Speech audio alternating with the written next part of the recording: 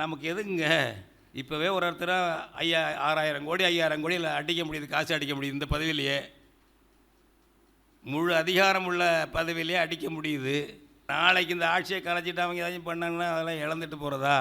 அதனால் ஜால்ரா போடு, டெல்லிக்காரனோட ஒன்று காங்கிரஸ்காரனோட கூட்டு போடு, இல்லைன்னா பாஜக காரனோட கூட்டு போடு, இருந்து கொள்ளையடி தமிழ்நாட்டை நாட்டாமல் செஞ்சுக்கிட்டு. நான் தான் முதல் மந்திரி, நான் தான் அவர் இவர், டிஜிபி சல்யூட் அடிப்பார்.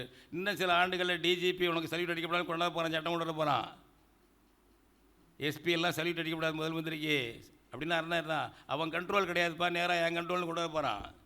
ஒன்றுன்னா கொண்டு வந்துட்டு இருக்காப்புல மோடியன் கம்பெனி. மாநிலங்களையே ஒழித்து கதைச்சு 200 ஜன்பத்துகளாக பிரிக்கணுங்கிறது தான் ஆர்எஸ்எஸ் கொள்கை.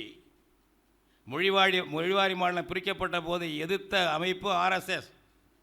ஞாபகம் வச்சுக்கோங்க, ஆர்எஸ்எஸ் ஆரியத்துவ அமைப்பு, ஆரியத்துவ தீவிரவாத அமைப்பு.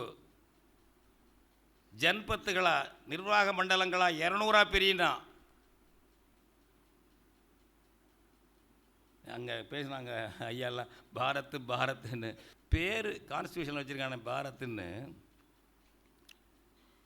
என்னடா சாட்சி பாரத்துங்கிறதுக்கு?